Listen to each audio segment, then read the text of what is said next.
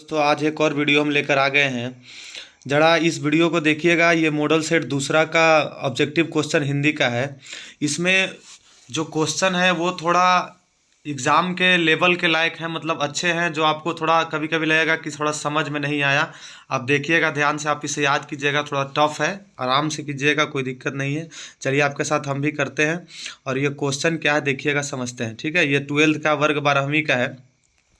कह रहा है, पहला क्वेश्चन है, लेखक बालकृष्ण भट्ट का 2 खंडों में एक निबंध संग्रह प्रकाशित है, उसका नाम क्या है?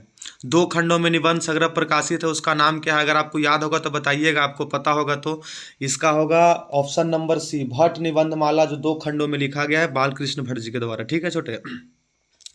दूसरा क्वेश्चन कह रहा है, सुखमय जीवन किस लेखक की रचना है? सुखमय जीवन तो आपको याद ही होगा, ये बताने वाला बात नहीं है। सुखमय जीवन है चंद्रधर शर्मा गुलेरी का रचना। किनका? चंद्रधर शर्मा गुलेरी का। इसके बाद कह रहा है क्वेश्चन नंबर तीसरा, लहना सिंह को गोली कहाँ लगी थी? तो लहना सिंह को गोली लगी थी छोटे, अगर आप पढ़े होंगे तो आपको याद होगा, जांग में लगी थी। कहाँ? जांग में। क्वेश्चन नंबर 4 का रहा है, जयप्रकाश नारायण शिक्षा प्राप्ति के लिए अमेरिका कब गए थे? तो ये जयप्रकाश नारायण शिक्षा प्राप्ति के लिए अमेरिका 1922 में गए थे, क्योंकि इनकी 1921 में इंटर की परीक्षा, ये 11वीं पढ़ाई कर रहे थे। कह रहा है क्वेश्चन नंबर 5वां कह रहा है, जयप्रकाश नारायण ने राजनीति में करप्शन का कारण किसे बताया है? जयप्रकाश नारायण ने राजनीति में करप्शन का कारण किसे बताया है? तो आप पढ़े होंगे तो आपको याद होगा, इसमें चुनाव का खर्च राजनीति का करप्शन बनाया है। ठीक, बताया है। कह रहा है, रामधारी सिंह दिनकर की पहली कविता किस वर्ष प्रकाशित हुई? रामधारी सिंह दिनकर का, तो रामधारी सिंह दिनकर का पहली कविता प्रकाशित हुई 1925 ईस्वी में। कब हुई थी? 1925 ईस्वी में हुई थी। अब इसके बाद कह रहा है क्वेश्चन नंबर 7 का रहा है, जैन धर्म का वह संप्रदाय जो वस्त्रहीन जीवनचर्या स्वीकार करते हैं उसे क्या कहते हैं? तो अगर आप पढ़े होंगे तो आपको याद होगा, उसे कहा जाता है दिगंबर। क्या कहा जाता है? दिगंबर। यानी क्वेश्चन नंबर 7 का ऑप्शन कौन होगा? सी होगा।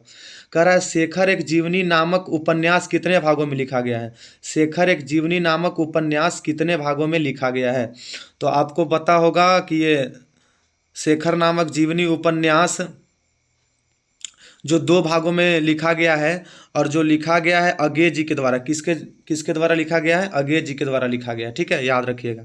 कह रहा है, लेखक जैनेन्द्र कुमार की रचना त्यागपत्र का अंग्रेजी अनुवाद किसने किया?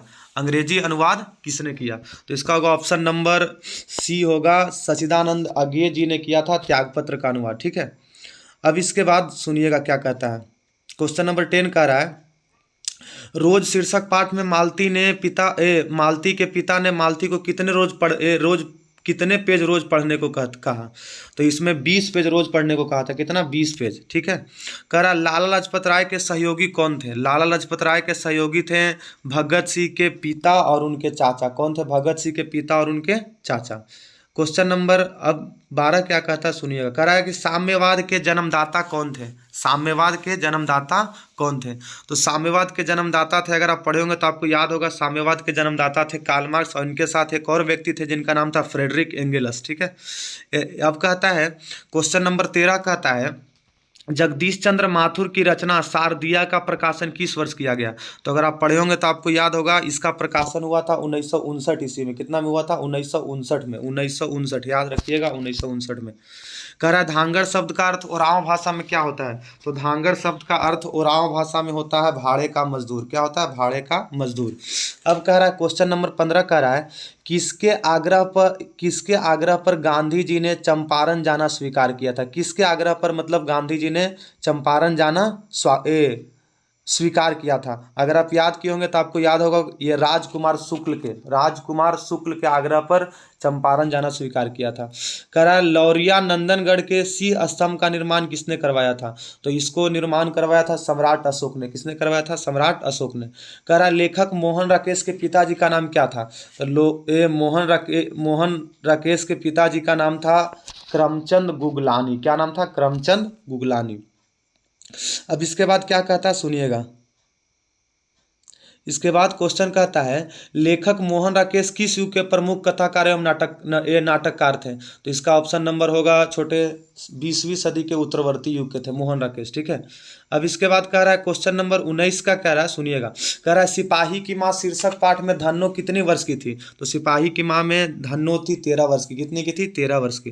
कह रहा है 1959 ईस्वी और 1959 ईस्वी से 1960 ईस्वी में नामवर सिंह किस विश्वविद्यालय में असिस्टेंट प्रोफेसर थे? तो ये नामवर सिंह सागर विश्वविद्यालय में असिस्टेंट प्रोफेसर थे। किसमें? सागर विश्वविद्यालय में। कह रहा है मीत कथन में अति कथन से अधिक शक्ति होती है, यह पंक्ति किस शीर्षक पाठ से है? तो यह पंक्ति लिखा गया है प्रगीत और समाज से। कहाँ से? प्रगीत और समाज से। कह रहा है ओम प्रकाश वाल्मीकि के जय श्री सम्मान से कब सम्मानित किया गया? मतलब ओम प्रकाश वाल्मीकि को जय श्री सम्मान कब दिया गया था? अगर आप पढ़े होंगे तो आपको याद होगा 1996 में इनको दिया गया था। 1996 में दिया गया था। कितना में? 1996 में। कह रहा है हंसते हुए मेरा अकेलापन शीर्षक पाठ के अनुसार सुरक्षा कहाँ है?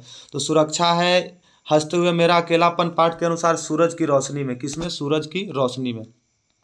कह रहा अनेक धारावाहिकों और टीवी फिल्मों के स्क्रिप्ट निम्न में से किसने लिखा है? माने टीवी फिल्मों के स्क्रिप्ट निम्न में से कौन लिखा है? अगर आप पढ़े होंगे तो आपको याद होगा, इसने लिखा है ये उदय प्रकाश ने लिखा है। किसने? उदय प्रकाश ने।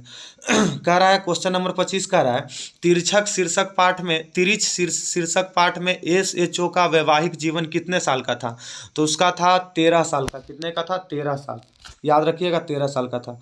कह रहा निम्न में से कौन पारंपरिक शिक्षा प्रणाली से असंतुष्ट थे? तो पारंपरिक शिक्षा प्रणाली से असंतुष्ट थे जे कृष्णमूर्ति। कौन थे? जे कृष्णमूर्ति। कह रहा आ और दीर्घ ई और दीर्घ ऊ क्या है? तो ये है दीर्घ स्वर। याद रखिएगा दीर्घ स्वर है ये। कह रहा है मुक्ताक्षर की अंतिम ध्वनि क्या होती है? तो मुक्ताक्षर की अंतिम ध्वनि होती है स्वर। क्या होती है? स्वर। कह रहा आविष्कार का संधि विच्छेद क्या होता है? तो आविष्कार का संधि विच्छेद होता है आवि जोड़ कार। आवि जोड़ कार, याद रखिएगा। कह रहा अनुस्वार के ध्वनि प्रकट करने के लिए लिपि चिन्ह के ऊपर क्या लगाया जाता है? तो लिपि चिन्ह के ऊपर बिंदु लगाया जाता है, बिंदु। कह रहा है ठ का उच्चारण स्थान कहाँ से होता है? तो ठ का उच्चारण स्थान होता है मूर्धा से। कहाँ से छोटे? मूर्धा से। कह रहा है निम्न में शुद्ध शब्द कौन सा है? जगन्नाथ है कि छत्रछाया कि श्रीमान की संवाद? इसमें थोड़ा गलत क्वेश्चन गलत कर दिया। इसमें लिखना चाहिए था निम्न में अशुद्ध शब्द कौन सा है, क्योंकि इसमें अशुद्ध सिर्फ एक है जगन्नाथ, बाकी सब ये सब सही है। ठीक है, आप याद रखिएगा ये शब्द हैं जो अशुद्ध शब्द है। ये शब्द कौन सा शब्द है? अशुद्ध है। और इसमें चुनना कह दिया है शुद्ध, थोड़ा गलत कर दिया क्वेश्चन। कह रहा है द्वंद्व समास में दोनों पद के बीच कौन चिन्ह लगता है? तो द्वंद्व समास में दोनों पदों के बीच योजक चिन्ह लगता है। कौन सा चिन्ह? योजक चिन्ह। याद रखिएगा योजक चिन्ह लगता है। कह रहा है कावेरी नदी कौन संज्ञा है? तो कावेरी नदी संज्ञा होगा, एक नदी का स्पेशल नाम है, व्यक्तिवाचक संज्ञा होगा। क्वेश्चन नंबर 35 कह रहा है निर्माण शब्द कौन लिंग है? निर्माण शब्द कौन सा लिंग है? निर्माण शब्द अगर आप पढ़े होंगे तो आपको याद होगा निर्माण शब्द पुल्लिंग है। कौन सा है? पुल्लिंग है। इसके बाद कहता है भीख शब्द क्या है? भीख, तो भीख शब्द तत्सम है कि तद्भव की देशज की विदेशज? तो भीख शब्द हो जाएंगे आपको देशज। क्या हो जाएंगे? देशज। याद रखिएगा देशज है ये, देशज। कह रहा नाला शब्द का स्त्रीलिंग रूप क्या होता है? तो नाला शब्द का स्त्रीलिंग रूप होता है नाली। क्या होता है? नाली। इसके बाद कह रहा में किस कारक का विभक्ति चिन्ह है? में, तो में है अधिकरण कारक का। किसका? अधिकरण कारक का। कह रहा वाक्य में क्रिया का फल जिस पर पड़ता हो उसे क्या कहते हैं? तो वाक्य में क्रिया का फल जिस पर पड़ता हो उसे कर्ता कहते हैं, लेकिन यहाँ कर्ता है नहीं तो उसे हम कर्म कहते हैं, क्योंकि कर्म पर भी फल पड़ता है उसका। ठीक। कह रहा है कि छत से उतरी हुई लता किस कारक का उदाहरण है? तो छत्र से उतरी हुई लता, फिर लता उतर गई है, फिर वो दोबारा ये उस समय नहीं चढ़ सकती है, तो इसमें हो जाएगा आपका आपादान कारक। कौन सा? आपादान कारक। कह रहा है हिंदी में कुल कितने सर्वनाम हैं? तो हिंदी में कुल कितने सर्वनामों की संख्या अगर आप पढ़े होंगे तो आपको याद होगा हिंदी में कुल सर्वनामों की संख्या 11 है। कितनी है? 11। कह रहा है जो कमाएगा वही खाएगा किस सर्वनाम का उदाहरण है? तो जो कमाएगा वही खाएगा संबंधवाचक सर्वनाम का उदाहरण है। ठीक है। इसके बाद कहता है छोटे 43 नंबर क्वेश्चन कि वह लड़का किस विशेषण का उदाहरण है? तो वह लड़का विशेषण है, और कौन सा विशेषण है? तो सर्वनामिक विशेषण है। ठीक है। कह रहा है जिस शब्द से किसी काम का करना या होना समझा जाए उसे क्या कहते हैं? तो जिस शब्द से किसी काम का होना या करना समझा जाए उसे कहते हैं क्रिया। क्या कहते हैं? क्रिया। कह रहा है वह खाता है किस काल का उदाहरण है? तो वह खाता है वर्तमान काल का उदाहरण है। कौन सा काल का? वर्तमान काल। याद रखिएगा वर्तमान काल का उदाहरण है। कह रहा है अव्यय के कितने भेद होते हैं? अव्यय के कितने भेद होते हैं? अव्यय के कितने भेद होते हैं? तो अव्यय के होते हैं 5 भेद। कितने भेद होते हैं? 5 भेद, याद रखिएगा 5 भेद होते हैं। रचना अथवा बनावट के अनुसार शब्द के कितने भेद है? रचना अथवा बनावट के अनुसार शब्द के कितने प्रकार हैं? तो रचना अथवा बनावट के अनुसार शब्द के 3 प्रकार है। कौन कौन से? रूढ़, यौगिक और योग रूढ़। ठीक है। कह रहा है शब्दांश के कितने प्रकार होते हैं? शब्दांश के कितने प्रकार होते हैं? तो शब्दांश के 2 प्रकार होते हैं। कौन कौन? एक उपसर्ग शब्दांश, एक प्रत्यय शब्दांश, जो आगे लगने वाले और पीछे लगने वाले होते हैं। निर्वाह शब्द में उपसर्ग क्या होगा? उपसर्ग पूछ रहा है, तो निर्वाह शब्द में उपसर्ग होगा नीर। कौन सा होगा? नीर होगा, नीर, सी ऑप्शन। कह रहा है भिड़ंत शब्द में प्रत्यय क्या है? तो भिड़ंत शब्द में प्रत्यय होगा अंत प्रत्यय। कौन सा प्रत्यय? अंत प्रत्यय। कह रहा आनंद शब्द का विशेषण क्या होगा? तो आनंद शब्द का विशेषण होगा आनंदित। क्या होगा? आनंदित, याद रखिएगा, आनंदित होगा। कह रहा जिस समास में अंतिम पद प्रधान होता है उसे कौन समास कहते हैं? तो जिस समास में अंतिम पद प्रधान होता है उसे कहते हैं तत्पुरुष समास। अंतिम पद प्रधान, तत्पुरुष। अब प्रथम पद प्रधान अव्ययी भाव समास होता है। ठीक है। कह रहा धर्माधर्म कौन सा समास है? तो धर्माधर्म ये द्वंद्व समास है। कौन सा समास? द्वंद्व समास, याद रखिएगा। कह रहा ध्यान में मग्न साधक यह किस पदबंध का उदाहरण है? तो ये संज्ञा पदबंध का उदाहरण है। संज्ञा पदबंध का। ठीक। कह रहा अर्थ की दृष्टि से वाक्य के कितने भेद होते हैं? अर्थ के दृष्टि से वाक्य के कितने भेद होते हैं? तो अर्थ के दृष्टि से वाक्य के कितने भेद होते हैं? अगर आप पढ़े होंगे तो आपको याद भी होगा। अर्थ के दृष्टि से वाक्य के 8 भेद होते हैं। कितने? 8 भेद होते हैं।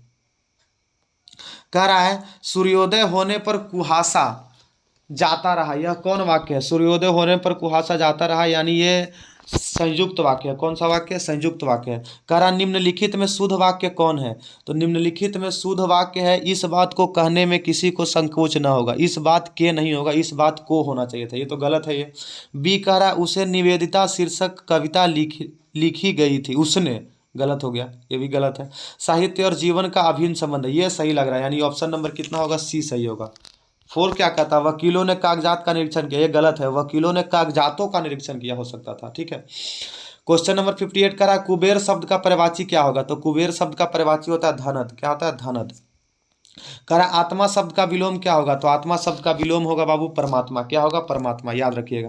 कह रहा जिसके पानी में चक्र हो इसके लिए एक शब्द क्या होता है? तो उसे कहते हैं चक्रपाणी, आप सब जानते होंगे।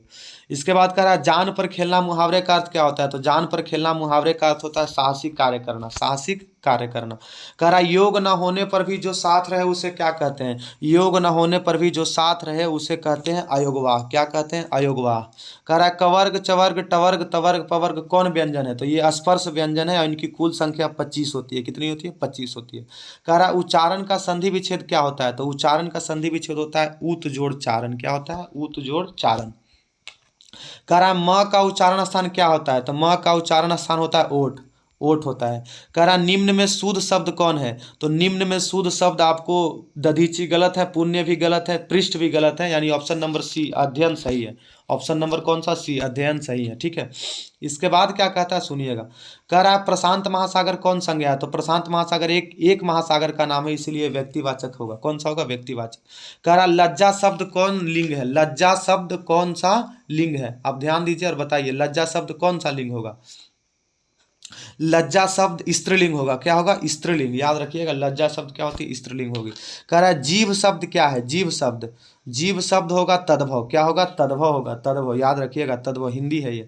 कह रहा उसने लड़कों को मिठाइयाँ दी, यह किस कारक का उदाहरण है? उसने लड़कों को मिठाइयाँ दी, कौन सा कारक का है? तो ये अगर आप सोचेंगे तो आपको ये ऐसे तो होना चाहिए था को संप्रदान को के लिए होता है, यहाँ पे संप्रदान कारक ही होगा।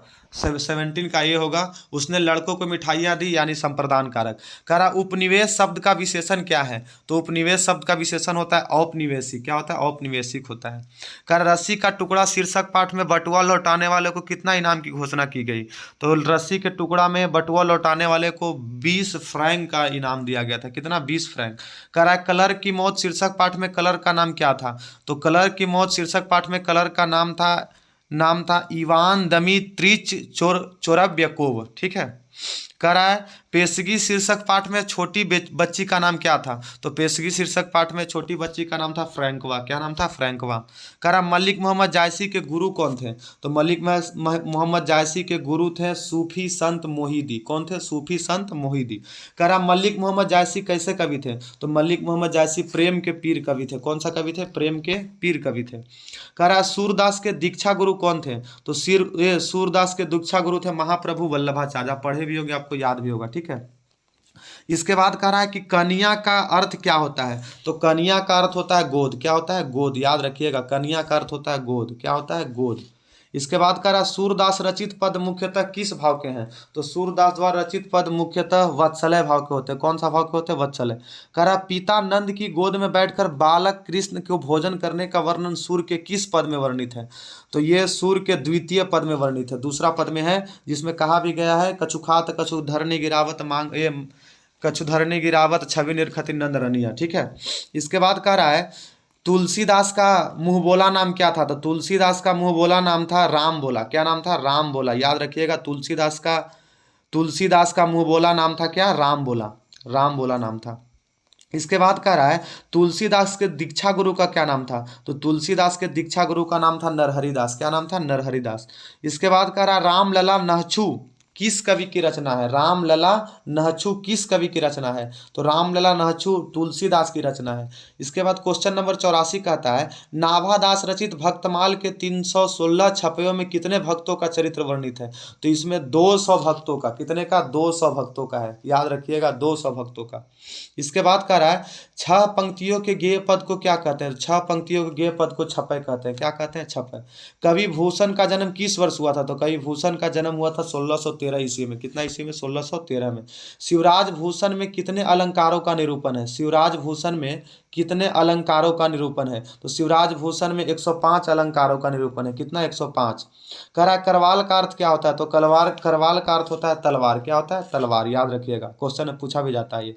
जयशंकर प्रसाद रचित एक घूट नामक नाटक का रचना काल क्या है? मतलब एक घूट कब लिखा गया था? तो एक घूट लिखा गया था 1928 ईस्वी में। कितना में लिखा गया था? 1928 में। याद रखिएगा, 1928 में लिखा गया था। कह रहा है कामायनी महाकाव्य की नायिका का नाम क्या है? तो कामायनी महाकाव्य का नाम का नायिका है श्रद्धा। कौन है? श्रद्धा। कह रहा है कवित्री सुभद्रा कुमारी चौहान के क्रास वेस्ट गर्ल्स स्कूल में कौन प्रसिद्ध कवित्री ने प्रारंभिक शिक्षा प्राप्त की थी? तो प्रारंभिक शिक्षा प्राप्त की थी महादेवी वर्मा। महादेवी वर्मा। याद रखिएगा, महादेवी वर्मा ने प्रारंभिक शिक्षा प्राप्त की थी। कह रहा फिर भी कोई कुछ न कर सका, छीन ही गया खिलौना मेरा, मैं असहाय विवश बैठी ही रही उठ गया छौना मेरा। यह पंक्ति किस कविता से है? तो आप पढ़े होंगे, आपको याद होगा, यह पुत्र वियोग से लिखा गया। कहाँ से? पुत्र वियोग से। बहुत बार पूछा गया क्वेश्चन, VVI क्वेश्चन एकदम है। अब कह रहा नया खून नामक पत्र का संपादन गजानन माधव मुक्तिबोध ने कहाँ से किया? मतलब नया खून का संपादन उनके द्वारा कहाँ से किया गया था? तो नया खून का संपादन उनके द्वारा नागपुर से किया गया था। कहाँ से? नागपुर से। कह रहा निम्न में से किस कवि ने प्राय लंबी कविताएं लिखी है? मतलब कौन सा कवि ऐसा है जो प्राय लंबी कविताएं लिखी है? तो ये गजानन माधव मुक्तिबोध जी हर समय अपनी कविताएं लंबी ही लिखी है। कह रहा है आत्महत्या के विरुद्ध शीर्षक कविता किसकी रचना है? आत्महत्या के विरुद्ध। तो आत्महत्या के विरुद्ध शीर्षक कविता है ये रघुवीर सहाय का। किसका? रघुवीर सहाय का। कह रहा अधिनायक शीर्षक कविता में पूरब पश्चिम से कौन आते हैं? तो पूरब पश्चिम से आते हैं नंगे बूचे नर कंकाल। याद रखिएगा। कह रहा विनोद कुमार शुक्ल की रचना सब कुछ होना बचा रहेगा साहित्य की कौन सा विद्या है? सब कुछ होना बचा रहेगा यह साहित्य के कविता संग्रह है। कौन सा है? कविता संग्रह। याद रखिएगा। इसके बाद कह रहा निम्न में से किस कवि को 1922 ईस्वी में रघुवीर सहाय स्मृति पुरस्कार प्राप्त हुआ था? मतलब 1992 में रघुवीर सहाय स्मृति पुरस्कार प्राप्त हुआ था। तो ये हुआ था विनोद कुमार शुक्ल को। याद रखिएगा, विनोद कुमार शुक्ल को। कह रहा कवि ज्ञानेंद्र पति द्वारा रचित एक चक्रा नगरी क्या है? तो कवि ज्ञानेंद्र पति द्वारा रचित एक चक्रा नगरी काव्य नाटक है। याद रखिएगा, काव्य नाटक है। क्या है? काव्य नाटक।